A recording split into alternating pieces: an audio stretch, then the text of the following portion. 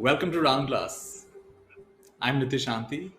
I'm really happy to welcome you for this session on The Obstacle is the Way. This is actually a bit of a preview of a course that we're launching, an 8-part course that you're going to get access to. And I'm going to give you a taste of this today. It's an experiential session, and as you'll discover, it's pretty free flowing, and it's an opportunity for you to take a little moment of pause in your day, really connect with yourself. And here's a contra wisdom to begin with. Contra wisdom is the opposite of what you expect can also be true. That I don't want to change you. I don't want you to be different. And here's the fascinating thing I found that when I don't try to change people, don't try to fix people, don't try to improve people, don't assume they should be different from who they are, I find that's when sometimes there's maximum change, maximum transformation, if it's meant to be. And so we're going to be exploring themes like this in today's session. Let's start with a bit of a question. Is there anything that you want to overcome in your life? And if so, please type it out in the chat. Something that you'd like to overcome in your life. So take a minute to think about that and type it out. I can give an example from my life. I judged myself for a long time for being very eclectic. You've heard this phrase, jack of all, master of none. So I felt that my biggest problem is that I can't stick with things. I'll start something and I'll drop it. I'll start something and I'll drop it. So I began learning painting and I went a certain way and I dropped it. I began learning music. I was playing tabla and a few other musical instruments and I dropped it after a while. And so I tried many things and never really stuck with them for too long. And I think I'm not the only one. Many people have this kind of predicament. And it's years later when I realized that it's not necessarily a bad thing to be a generalist. Not all of us are meant to be specialists. Some of us are meant to be generalists. And there's actually a word for it, multi-potentialite. And there are books on it like Refuse to Choose. And the idea that there are the different kind of strengths in being good at many things. So in a way, I used to judge myself, I'm a jack of all, master of none. Then I realized I'm a master at being a jack of all. So I made peace with my eclectic approach, and I'm unabashedly eclectic. And I've taken from many sources, ancient and modern, not just one tradition, from many different traditions. And while it may appear, oh, I'm just picking and choosing, within myself, I feel a lot of coherence. I feel inwardly consistent with what I'm doing. So that's an example from my side. Let's see if any of you have anything in the chat that you've come up with. Some examples of something that you've been struggling with.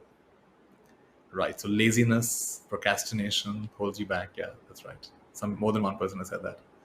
Fear of being wrong. Yeah. Fear of being wrong. Fear of failing. Jack of trades, master of none. Yeah, that's jack of all, master of none. You're right. Yeah, so these are the kind of obstacles that some of you are going through. And the funny thing is, the more strongly we create an identity around that, there's a little example which I find quite powerful of this king who wanted a new palace built.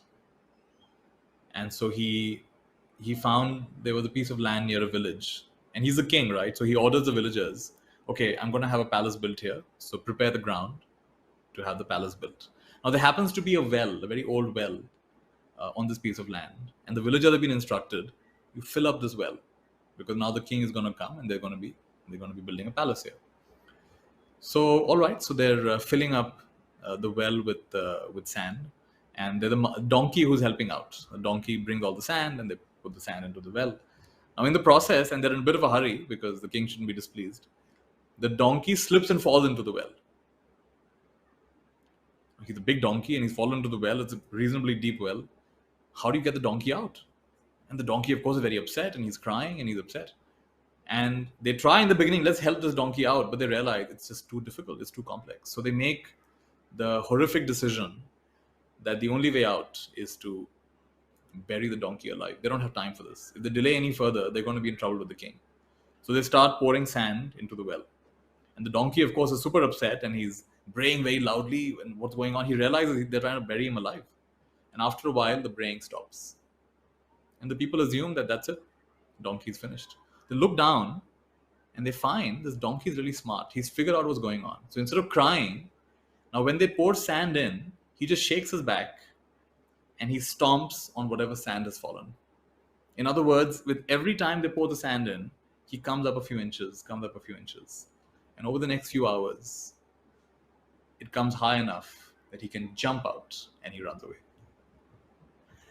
And this is a great example, to my mind, of what you imagine to be the problem to make that itself into the solution. They're burying him alive, and he uses that. He transforms that very thing into an opportunity. Now, this requires a whole different way of thinking. And in my life, perhaps what's been the biggest learning is to learn to begin to think like this, to see obstacles not as the problem, but as a stepping stone. In the earlier days, nowadays, of course, we have digital cameras. In the earlier days, we had these, the film roll, the cameras. And so I remember in school, I was part of the photography club. And so we would take these film rolls into a dark room. The only light that was allowed is red light. That's the only light that doesn't disturb the film roll. And then we would develop the film roll. And so I always found it fascinating that, in a way, life is like photography. You use the negative. The film roll was called the negative. You use the negative to develop. So now that we've heard from some of you, I find it helpful to start by emptying ourselves a little bit. I don't know what your day has been like. Some of you are in India, you've had a long day. Some of you are in the US, and the day is just barely starting. But here's another contra wisdom. Presence implies absence. Presence implies absence.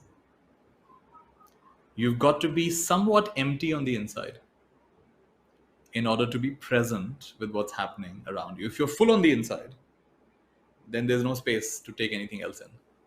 You might have seen this cartoon which went around quite a bit. It's a man walking his dog, and there's a thought bubble, and the man is thinking of all these different things about his home and emails and projects and work.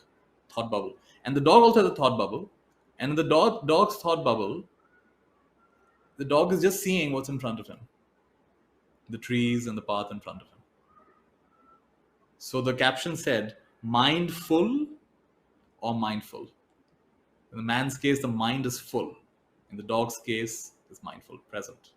And I think those of you who've been around animals, this quality of being more present. They tend to be more with their immediate experience than projecting so much into the future. So presence implies absence. Let's actually start with a small practice to be a little bit more present, which means emptying ourselves out a little bit so we can explore this beautiful topic in more depth. So please sit comfortably. If you'd like to close your eyes, you can, or just keep them half closed.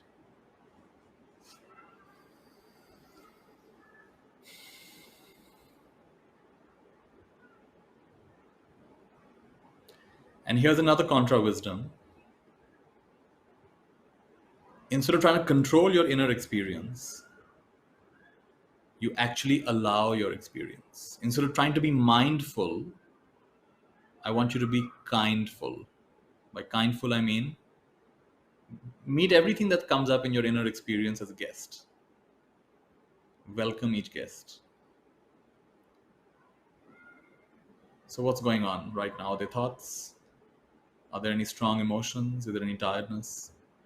Or are you quite present? Just notice it.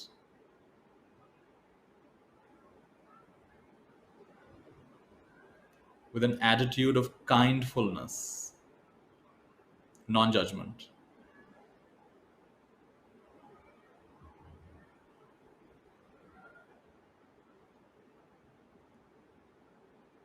And just like when you enter a new space, you take in the whole space. You want to know, where are you? You're orienting yourself. In this moment, take in your whole inner world. That includes thoughts, emotions, sensations. Whatever's going on, take it in. Inhabit your present experience. Inhabit your body. This might require an adjustment in your breath. Breath reflects mind, mind reflects breath. Also, check that your posture is more comfortable. Release any tension in your shoulders. Sitting in a dignified way.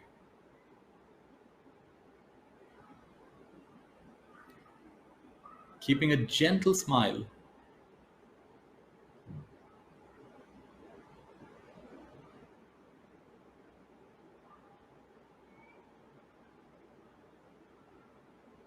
And what's it like to welcome your present experience? Instead of trying to fix it, change it, improve it, welcome whatever is happening now.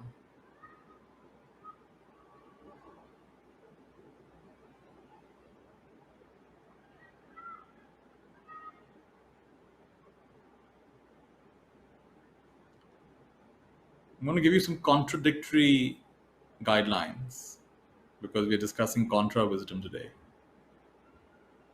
So please, whatever happens, do not be aware of your breath.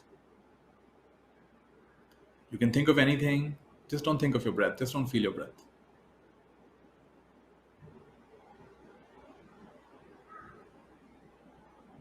You're allowed to go to the past, you're allowed to plan for the future. Just don't be aware of your breath.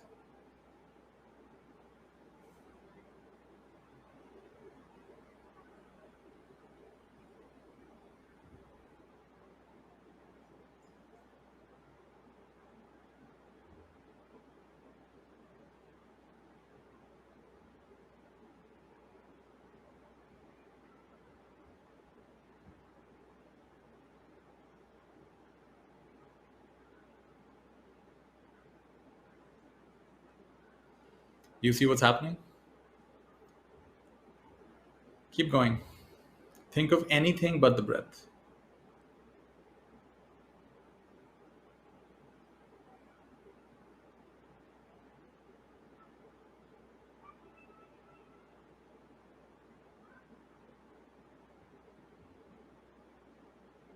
Whatever you do,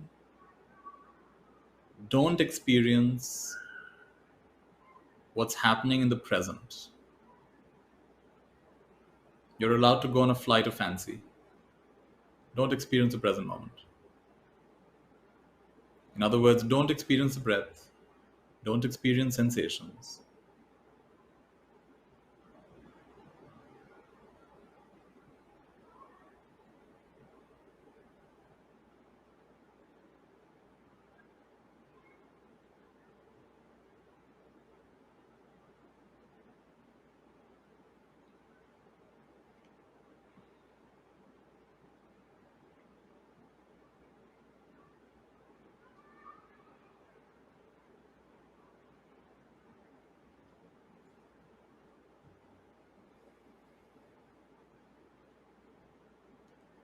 If possible,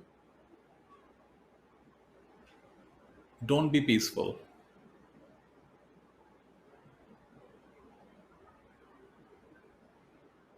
Don't recognize the underlying peace that's always available. Remain caught up on the surface of your mind.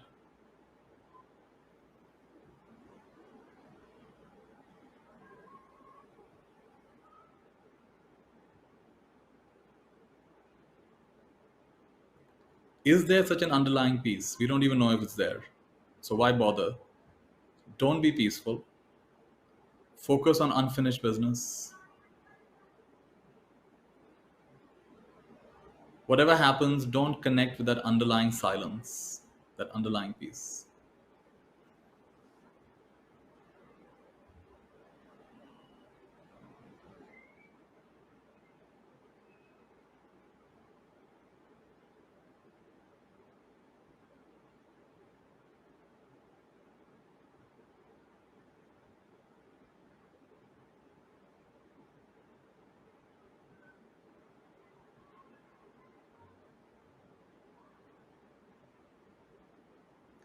Basically, whatever happens, don't meditate.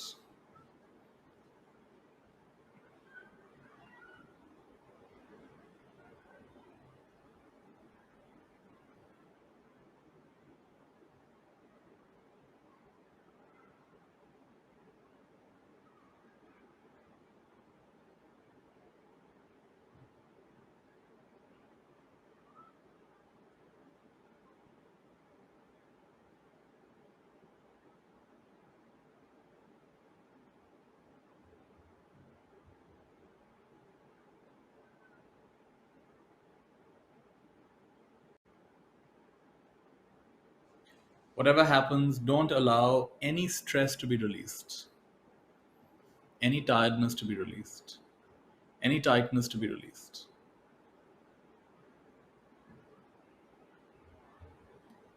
Because it is naturally releasing, just don't let it happen.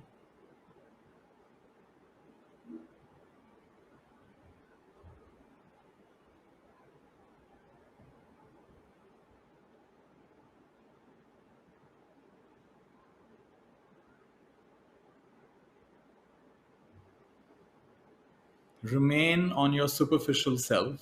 Do not connect with your deeper self.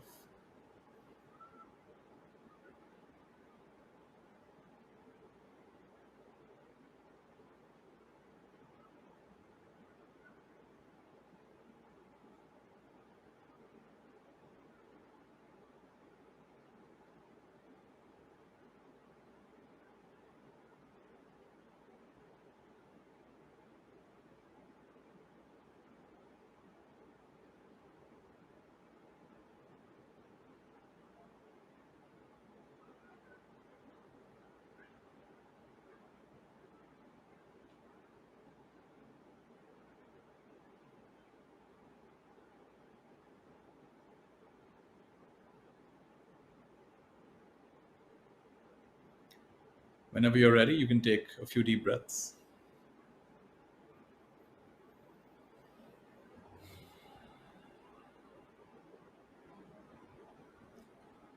Second is deeper.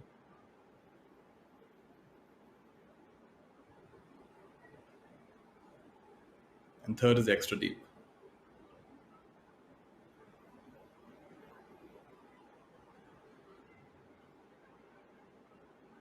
If you like, you can rub your palms together.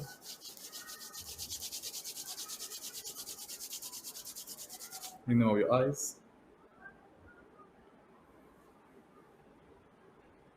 Beautiful. So, did you notice what happened there? Have you ever experienced a meditation where you were given such kind of instructions?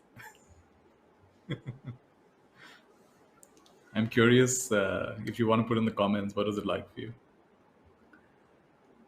And somebody said a little while back that one of the obstacles that they face is doing things wrong. And notice what happened in what the instructions I gave you. I gave you permission to do it wrong. Go ahead and do it wrong. Go ahead and be distracted. Go ahead and think of the past, think of the future. Don't be in the present. Don't think of the breath.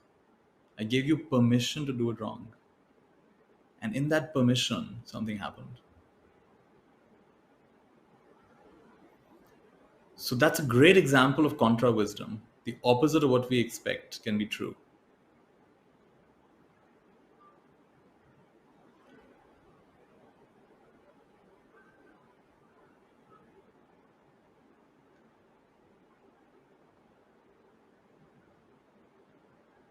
Just seeing some of the comments. So Dolly's saying it was difficult. It was surprisingly calm. It was reality. Nice. Yes, you see how fascinating this is. It's like it's to recognize this kind of psychology, it can be life changing actually. Ankita says so much easier to do what you asked us to. What you asked us not to do.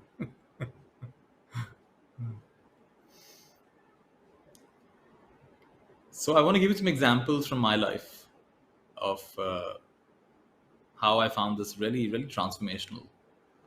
Give you 2 or 3 examples. So one is when I first began teaching, about 2006 or 7, I began teaching. And I noticed a certain kind of tightness or tension emerging within me. And I got curious, what's this about? What's this tension about? And I realized there's a thought, I want to be a good teacher. I want to be a good teacher. I want to be a helpful teacher. I don't want to mislead people. I want to make sure I'm giving them correct teachings, not false teachings. So I began to notice this tension inside myself. So then one day I said, okay, let's just figure this out. What's going on here? What's the shadow getting created here? So I said, what am I afraid of? I said, I'm afraid of misleading people. I'm afraid of misguiding people. I'm afraid of teaching the wrong things. I'm afraid of misusing their trust in some way, right? I'm afraid of letting people down. So I said, all right, if that's what I'm afraid of, then let me go ahead and meet that part of me that thinks like that, feels like that. And I actually sat down and I said, what's it like to be the world's worst teacher? What's it like to be the world's worst teacher in every way, right? So I'm deceptive, I'm manipulative, I'm uncaring, I misuse the trust that people put in me. I mean, basically every possible way you can imagine, I am the world's worst teacher. And when I did that, I was expecting to feel horrible. Instead, I was shocked to find I felt a lot of compassion. I said, wow, it takes thousands of such teachers for there to be one genuine teacher, one truly selfless teacher, one truly extraordinary teacher. Because you see, by itself, nothing's extraordinary. It's only in comparison to the ordinary that something's extraordinary. So it came to me that why do I always want to be the shiny one? Why do I always want to be the special one? Why can't I be the ordinary one? A very beautiful shift happened in that moment. I said, all right, so I allow myself to be the world's worst teacher. Let others be the world's best teacher. Let me be the world's worst teacher. Because there have to be many worse teachers in order to be a good teacher. If I'm always trying to be the best teacher, why? Why do I have to be the best all the time? It's okay. Let other people be the best this time. And something in me instantly relaxed. Instantly relaxed. And there was a collapse, a polarity collapse, a polarity of what I want to be and what I'm afraid of not being. And in that moment, as I allowed myself, as I embraced that part of me, that dark part of me, the shadow part of me, that all right, so be it. In that moment, there was a collapse. And I allowed myself to just be the way I am. And to that extent, I allowed others who came to me to also be exactly the way that they are. You see, to the extent I'm okay with in my skin, I can be okay with the way you are. This is one example of contra wisdom. The opposite of what you expect is true. In my willingness to embrace my fear and what I was resisting, right there the shift happened. So in fact, one good summary of everything we're learning here is, what would it take to shift from resistance to welcoming? What would it take? That's the essential shift over here. The shift from resisting some aspect of your life, shouldn't be like this, shouldn't be like this, shouldn't be like this. Come on, that's what we did in our meditation right now. Right? Instead of resisting, oh, don't be distracted. Come on, don't think of that. Come on, it's all right. Be distracted. Think of that. So we went from resistance to welcoming. Why welcoming? It's there anyway. Because when we meditate, that's our experience. Our mind wanders. It happens anyway. We tend to think of the past and the future. It happens anyway. So it's going to happen anyway. So why not make friends with it? Why be resisting it? How about being friends with what is? How about having that level of trust in life? That's one example from my life. Give me another example.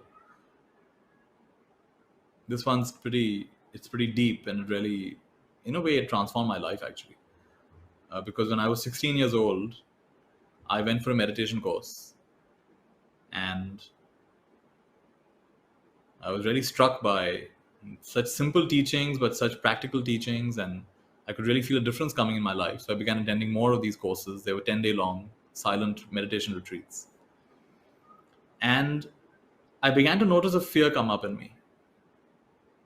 Because somewhere in my practice, I got a taste of how fleeting everything is. Breath comes and goes, feelings come and go, thoughts come and go, sensory impressions come and go. Everything's just fleeting, like a river that's flowing. It's just fleeting. And I could almost feel that everything's just dissolving. It's like everything is dissolving. And I'm like, oh my goodness, this life seems like a long life, but actually it's actually a very short life. And I got the sense that there's no guarantee that I'll live that long. I could die the next minute. In fact, I got one of the retreats, I got an unreasonable fear that on my way home, I'm going to have a car accident and die. I just couldn't get that thought out of my head. On the way back home, I'm going to have a terrible car accident. I'm going to die. So a kind of fear of death came into me.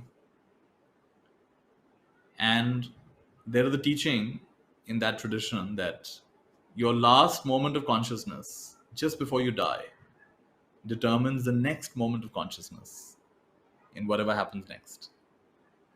So I thought about it and I said, well, most of my day, I'm either wanting something, or I'm not wanting something, or I'm lost in my confusion and distractions. It is very rare to have a moment of clarity. It is very, very rare for me to have a moment of open heartedness and love. So the majority of moments are those of craving and resistance or aversion, or just confusion or ignorance. So I am not going to have a very good, and especially like also in pain, when I sit and meditate, my legs would hurt. And then I get even more agitated. Oh, this leg is hurting, when will it stop? So at the moment of death, there might be some physical pain. So likely even more, there'll be that resistance. So a very deep fear came up. The fear of dying unmindfully and the consequences of that. It was years later when I read a book. And in this book, there was a story about a great meditation master who calls all his students and says, my practice has failed. Your practice has failed? What are you talking about? You're a great teacher. So, no, my practice has failed. My whole life, any practice I've done, I've dedicated the merit of that, the potency of that, the spiritual energy of that, with a simple intention, may I be born in hell. May I be born in hell? Why do you want to be born in hell? Who wants to be born in hell? He says, no, all the saints go to heaven. All the teachers go to heaven. All the teachers go to these beautiful places. I want to go to hell. That's where I'm needed the most. Who needs me in heaven? They already know everything. The students are shocked. Who does that? Who sits and makes intentions like, may I be born in hell? And they're all sitting and weeping over there. They can't believe that teacher has made an intention like this. And the teacher is saying, my death is approaching. I can see I'm going to die in a bit. And all the Buddhas and Bodhisattvas are inviting me up. And I don't want to go up. I want to go down. So please pray to them. Don't take him up. Take him down. And I found that teaching so powerful. It instantly dissolved my resistance. You see, I was resisting something without even realizing it. I was afraid of an unconscious, unmindful passing. And in that moment, something shifted. And I said, all right, I don't know how I'm going to die. I don't know when I'm going to die. I don't know what circumstances of my death will be. But wherever I go, may I be a channel of blessings for someone. Wherever I go, may I be able to support in some way those in need. May I connect with teachers such as this. And may I be of support in some way. Instantly, in that moment, I felt an energetic dissolution, resolution, clarification. A deeply held knot, a deeply held, like you could say, a fear, baggage I was carrying, just dissolved. So these are some examples from my life of shifting from resistance to welcoming. One of the common ones that people have is the sense of, like some of you said, I'm lazy, I procrastinate. In my case, it was I'm inconsistent. I can't stick with things. Then I looked at it more carefully and I said, actually, I'm very consistently inconsistent. I'm consistently inconsistent. But there's certain things I am consistent with. For example, breathing. I'm very consistent with breathing. I'll not stop for more than a minute or two. Right? I'm very consistent with eating. When I'm hungry, I eat. I'm very consistent with that. I'm very consistent with when I'm tired, I take a nap, go to sleep. There are many things I'm also consistent with. So in the same way, when you say you're lazy, you procrastinate, is it really true that in every single department of your life you procrastinate? So look for all the examples. Like for example, when someone rings the doorbell, do you answer it? When you get a notification on your phone, do you look at it? You're not procrastinating there. So there are many examples of how you don't procrastinate. When you go out of the house, you wear your shoes. Right? And you start changing the self-image that you have about yourself. Because actually it's not coming, we imagine it's coming from a trait. It's actually not a trait, it's an identity. When the identity changes, everything changes. So when I identify myself as someone who wants to use my life energy for my own benefit and the benefit of all, something changes. Something fundamental changes. So more important than trying to change your life, you change your identity. You change your way of looking at things. When you change your way of looking at things, everything changes. In India, this is called yatha drishti, tatha shrishti. Change your way of looking at things. Things you look at change.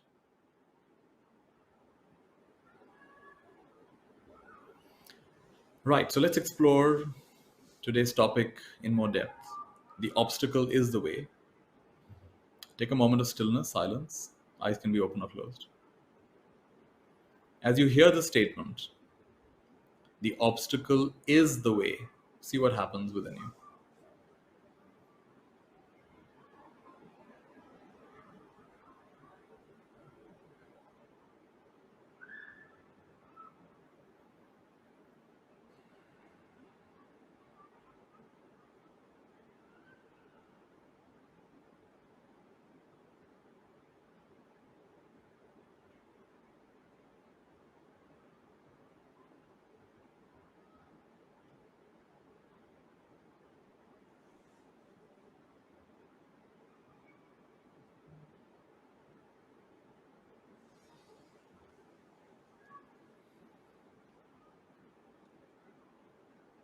So, one of the principles that can support this thought is no mistakes in the universe. No mistakes in the universe. From my perspective, your perspective, a lot of things seem like mistakes. It shouldn't be like this. It shouldn't be like this. But that's because you're looking at it from our human perspective. If you look at it from the perspective of eternity, is it still a mistake? A lot of the things you and I enjoy. Did you know that most of the inventions that have led to the kind of lifestyle we have today, most of them came between World War One and World War Two, because that the wars really pushed people to innovate. A lot of our present comforts come from the innovative minds of that time. The war led to all kinds of inventiveness, all kinds of resourcefulness, using limited resources there to come with all kinds of solutions. Did you know that the US highway system was designed in a way that fighter planes could land on it? Because they knew that if they just depend on their airports, then the enemy will just bomb the airports, it's all over. But no enemy can bomb an entire highway system. So the highway system was designed in such a way that fighter jets could land on it if required. So then you have good highway system based on a war. So no mistakes. What you think was wrong or bad can also lead to some kind of benefit, some kind of advantage. One of the very profound questions to ask yourself, I make people do this in my retreats. I make them sit in a small group and reflect on what they consider to be the lowest point of their life. What you would call the worst thing that ever happened to them in their life. Sometimes it's losing parents, sometimes it's losing a child, sometimes it's losing a job, sometimes it's getting humiliated, whatever it is. What for you is the worst thing that ever happened? Maybe it's a physical illness. And then here's a powerful question only meant for the brave, that in some way, how is this the most powerful blessing you've ever received? Not for the faint-hearted, this kind of question. And when people think about this and they sit and they talk in groups, in what ways has this experience been the most powerful blessing I've ever received? This most painful, this most difficult, this most unfair thing that ever happened. And it completely shifts the way of thinking around it. And people often have tears in their eyes and they recognize that, wow, this has made me who I am. No mistakes. No mistakes. So the idea of no mistakes, every atom in the universe is exactly the place it's meant to be. If it shouldn't have happened, it wouldn't have happened. Your idea that things should happen according to your version of how they should happen, this is our conceit. This is our pride. This is our sense of assuming we know better than life. Right. So one phrase I learned from the shamanic traditions is, whatever happens, they like to say, this is good medicine. This is good medicine. So whatever is happening, pleasant, unpleasant, this is good medicine. By good medicine, we mean this is here to awaken me. This is here to free me. This is here to elevate me in some way. Life is not vindictive. Life is corrective. It's here to lift us up to a high ground. Every experience. And of course, like I said, yatha drishti tata shrishti. What the thinker thinks, the prover proves. If you don't believe that, that's also true. It's like, no, that's not true. All right. It's not going to be true for you. Because it really is like a hall of mirrors. What I think, what I believe, life tends to validate that one way or the other. And so when I start believing that the obstacle is the way, that whatever is coming up in front of me, whether it's pleasant or unpleasant, that's actually designed for my accelerated growth, for my self-actualization and my self-realization. If I start thinking like that, something very profound happens. One of my favorite quotes from Rumi, he says, "How will your mirror ever be polished? How will your mirror ever be polished if you complain with every rub?" So at some point, we must have asked to be shiny. So I want to shine. I want to be the best version of myself. I want to truly use my strengths and talents and gifts for the maximum benefit of all, to be my best version. We must have said that at some point. And life said, all right, let's do this. So it raised up the temperature. Let's get all the muck out. Let's squeeze out from you all that's not serving you. And so then now we're facing the music sometimes. Right? So this is good medicine. If it shouldn't have happened, it wouldn't have happened. How will my mirror be polished if I complain with every rub? How will I deal with the big challenges in life when I'm already struggling with the small ones? The cashier line, the checkout line is going too slow and I'm losing my cool. Or someone says something about me that I don't like, I'm losing my cool. I mean, these are minuscule things compared to the big challenges of old age and sickness and death. So let's use these small little challenges as stepping stones for our practice. Practice of what?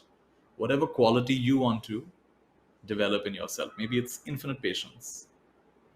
One of my favorite quotes is, "Infinite patience is the fastest way." There's a nice cartoon I saw of this person who writes a note to God. "Dear God, please grant me patience. And please be quick." Please make it quick. So that's what happens. We want something and we want it right away. We want it yesterday. Another quality could be the quality of cheerfulness, the quality of joyfulness. In fact, one really good exercise I can recommend for you is to ask yourself, you start again contra wisdom, right? You start with the opposite. You start with what would make your life unsuccessful. How would you know your life is unsuccessful? To come with 5 things that would make your life supremely unsuccessful. One way to do this is you interview yourself as you're dying. So like, my name is Nithya Shanti. I'll interview the dying version of Nithya Shanti. This particular Nithya Shanti has had a horrific life. Completely unfulfilled, completely unsuccessful, completely unhappy. Suffering in every possible way. And I interview this Nithya Shanti, like, wow, you have great wisdom. You have managed to live the most unfulfilling possible life. So please tell me, how did you achieve this? What did you do to make your life so spectacularly unsuccessful? And then the Mr. Dying Nithya Shanti will give me 5 or maybe more. 5 is good. Five ways in which he completely messed up his life. So for example, maybe he couldn't be trusted. Maybe he did not live up to his own values. Maybe he was deceptive and manipulative. You name it, right? So whatever, maybe he didn't follow his intuition. Maybe he didn't develop the skills that he really wanted to, and he just did things to please other people. So 5 things like this that would make life unsuccessful. And then similarly, interview a dying version of yourself who's had a very successful life, very fulfilling life, very meaningful life, very joyful life. I say, wow, Nithya Shanti, you managed to have the most spectacular, amazing, beautiful life. And how come your life is so amazing? And then this dying version of Nithya Shanti gives 5 powerful reasons why this life has been so amazing, so powerful. And they could be the opposite of the previous 5, or they could be slightly different. And you combine now both of this. You combine the wisdom from the version of you that was completely unfulfilled and the version of you that was deeply fulfilled, deeply satisfied, deeply contented, right? Fulfilled, dying with a smile. You combine this to come up with 5 ways in which you too can have a joyful, meaningful, prosperous, abundant, grateful, in every possible way, a full spectrum life, I would say. Now, this becomes a kind of compass for you. These are the qualities you want to develop. How will your mirror be polished if you complain with every rub? So now when the rubs are coming, you ask yourself, what are the things you want to achieve in your life? So there are 2 aspects to this. One of the things you want to actually do, that's the outer aspect. And the deeper aspect is the qualities you need to develop in yourself, inculcate in yourself, strengthen in yourself to achieve those things. So I'll just give you what came to me, and I would love for you to do the exercise on your own. There's also a book on this topic. It's called The Five Wishes. Who's the author? I can't remember the author right now. But look up The Five Wishes, and it talks about something quite similar to what I'm describing. And so in my case, the five are, the first one, these are the five wishes, things I want to achieve, experience, actualize in my life. Number one is to be embodied, you could say empowered and awakened. Awake and empowered. It's another way of saying self-actualized and self-realized. This is my number one most important thing for this lifetime. I want to be self-actualized and self-realized to the maximum possible capacity that I can. The next one is to have deep, meaningful, authentic human relations, connections. The people in my life, I want to connect with them in a very deep way, a meaningful way, a wholehearted way. And of course, there are barriers within myself, which I have to overcome for that. There are skills I have to learn for that. And there has to be an intention to have that. The third one is to put together a body of teachings. It could be principles, it could be practices, it could be pointers, it could be games, it could be anything. A body of teachings that supports people in living a more conscious, joyful, meaningful, happy life. That's the third one for me, putting together a body of such teachings. The fourth one is conscious community.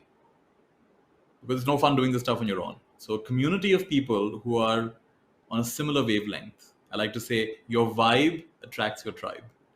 So a community of people who are learning from each other, growing together. That's the fourth one. And the fifth one is spaces and places where this deeper connection of self to self, self with other, and self with life. Places and spaces designed just for this, strengthening our sense of being. So those are my five wishes. Maybe you can help me achieve my five wishes. And five qualities that will help me achieve those five wishes. The five qualities are: one, being more present. Being more present. Awareness is the first quality. The second quality has got to do with the heart. And the heart, by heart I mean qualities like love and compassion. Love and compassion. Also things like appreciative joy, but basically love and compassion. Awareness, love and compassion, gratitude. This has been a big one in my life. The gratitude was a big game changer for me. When I, instead of looking always at what's missing in me, missing in my life, I began focusing on what's there. I began liking what's there, appreciating what's there, falling in love with the way things are instead of how I hope they should be, could be, would be. So gratitude has been a huge, big, important quality for me. Third one, gratitude. And the fourth quality in my case is joyful service. Can I serve for the joy of serving? Whether or not you like it or not, whether or not you understand what I'm saying or not, of course, one can learn and do better. But just for the joy of serving, not to get accolades, not to necessarily be appreciated or recognized. If I have to be recognized, I will be. If not, that's all right. Doesn't have to be recognized. So doing things for the joy of doing things. There's a lovely word in Greek language, miraki. Miraki is whatever you do, pour yourself into it. Pour yourself with what? Pour yourself with all your energy, all your love, all your innovation, all your creativity. In such a way that a part of you is left in that forever. Whatever you do it in this wholehearted way. That's miraki. And that's what I mean by joyful service. And the last one is conscious living and conscious leaving. So the essence of that is letting go, the ability to let go, the ability to move on. Right. If I double click on that, it's the ability to laugh, the ability to learn, the ability to let go, and the ability to love. So these are my five orienting qualities, and these are the five things that I, in my case, want to achieve in my life. And now when I see whatever happens in my life, if I decide it's all good medicine, it's a highly advanced curriculum, precisely designed, everything that happened in my day, everything that happened in my life is an opportunity for me to grow in these five qualities and to grow towards creating what I have decided meaningful for me in this lifetime. Would you like to take a couple of minutes? I mean, it may take longer, but just for today's call, just take a couple of minutes, reflect on this, see if you can come up with your 5 wishes. Even if it's a temporary list, you can always improve it further later on. Take 2 minutes. And do you have 5 wishes? And do you have 5 inner qualities that will help you in accomplishing those 5 wishes? Let's take 2 minutes.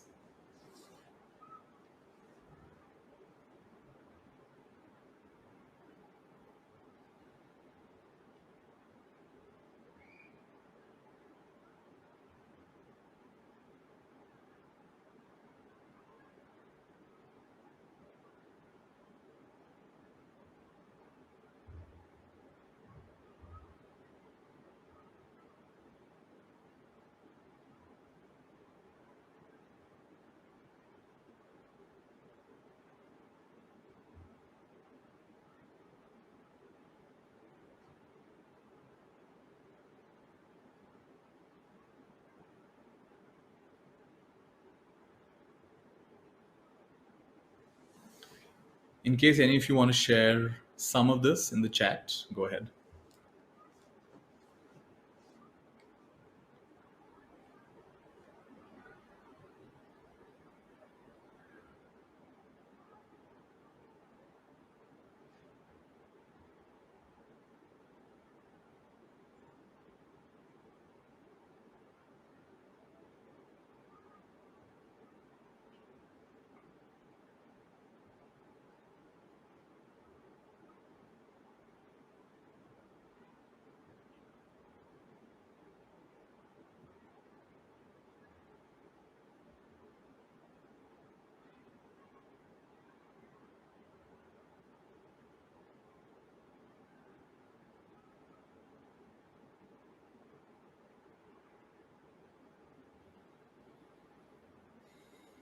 Take another half minute.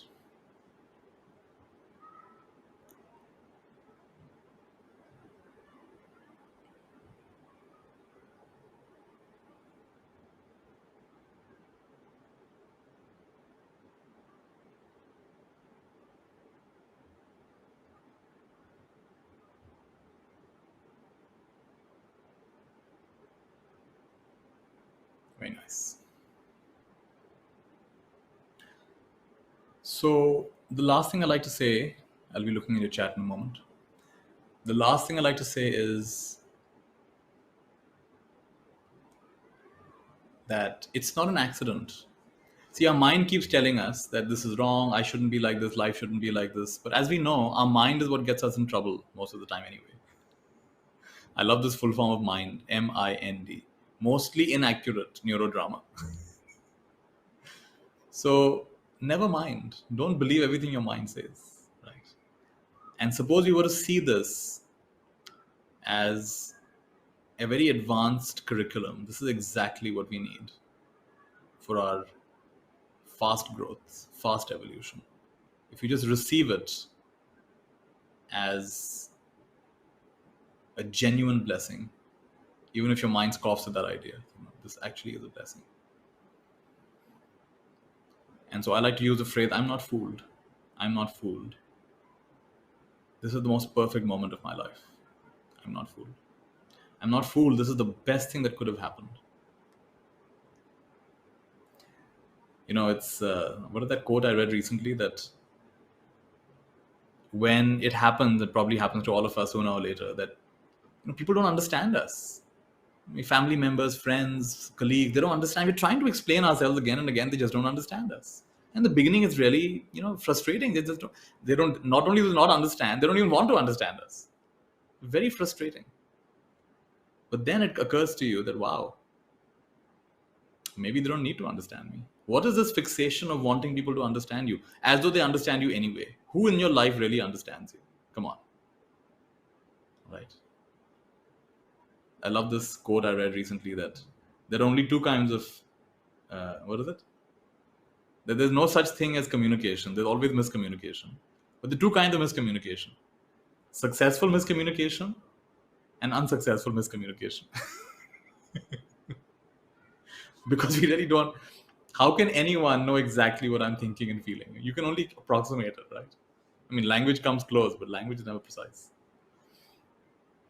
So we have some, Manisha says, letting go, equanimity, gratitude, acceptance, and going with the flow, right? Harshit says, liberation, being part of conscious communities, helping others reach the best potential, and in the process, do so for oneself. Being a master of what I love, make this world a joyful place. Beautiful. Ankita says to remove fear from all beings. Brilliant. This is all great.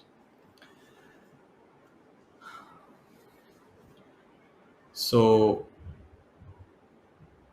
whatever you're experiencing, I want to summarize what I'm sharing today as this: no mistakes. Whatever you're experiencing is not a mistake. It's an opportunity. Opportunity for what? For you to grow in these 5 qualities, or more or less qualities. Could be even 1 quality, doesn't matter. It's an opportunity for you to practice that at the highest possible level. These days, I'm training in something called bodhicitta. Bodhicitta is you use every experience as jet fuel. Every experience is jet fuel. For what? For wisdom and compassion. And how is it jet fuel for that? Any experience, even if it's laziness, even if it's distraction, even if it's self-judgment, any experience, there are countless other beings experiencing laziness. There are countless other beings experiencing procrastination. There are countless other beings who are judging themselves. There are countless other beings who feel that they're not using their life, living their life well. All right, so I tune into that specific frequency. Countless other beings are experiencing this. I'm not the only one.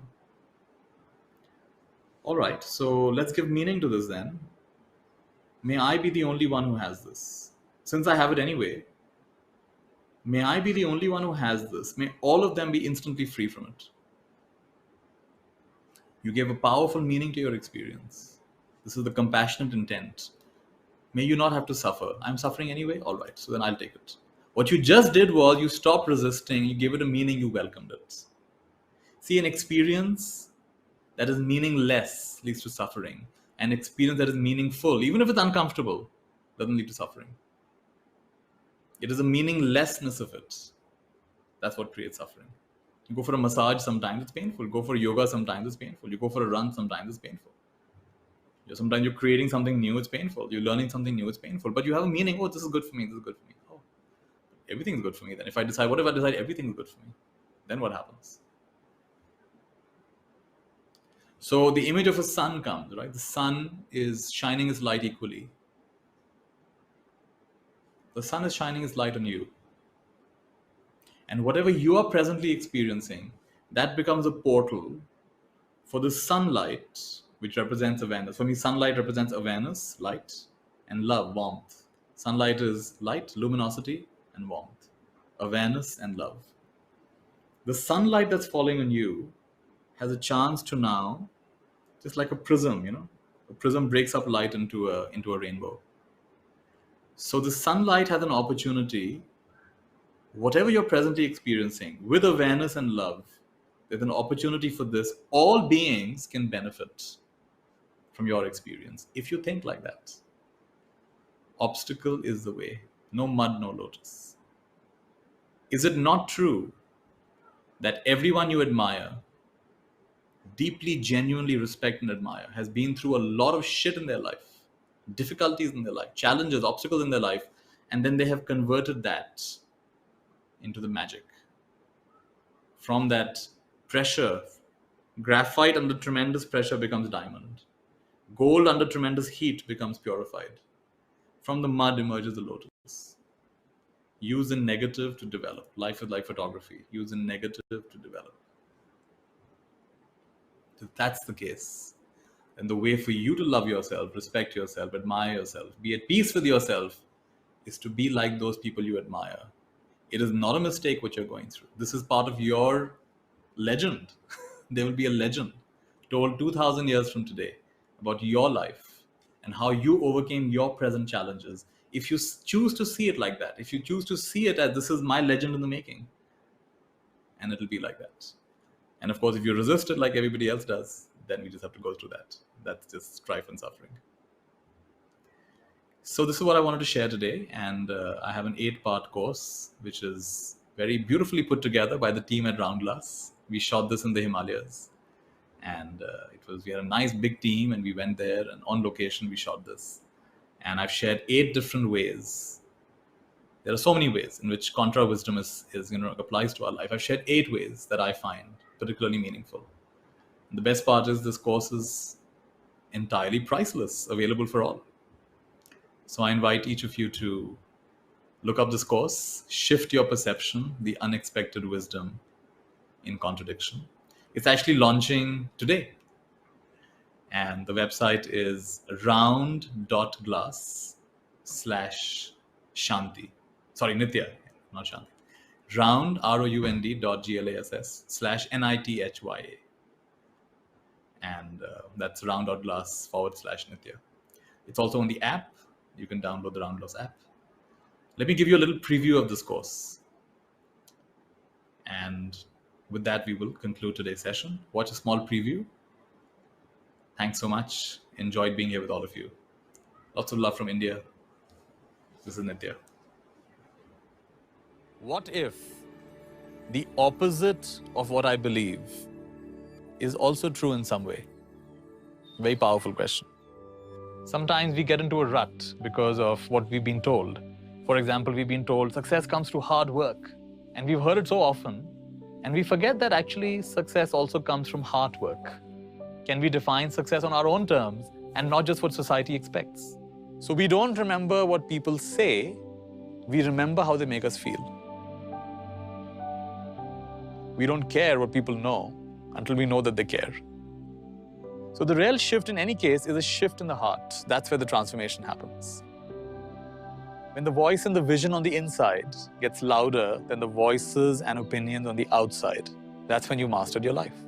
So in this course, I'd like you to get into a way of thinking about life where you regularly challenge what you believe to be true. While it's wonderful and supportive to have values, it's also tremendously freeing to, from time to time, drop the values. But any value is going to narrow your scope of how you experience yourself and your world. And it's nice to take a holiday from that once in a while. So I've put together some of my favorite contra wisdom in this course. And for me, there have been significant shifts, each and every one of them. And I'm sure you'll find something here that challenges your way of looking at the world and gives you a new perspective on life.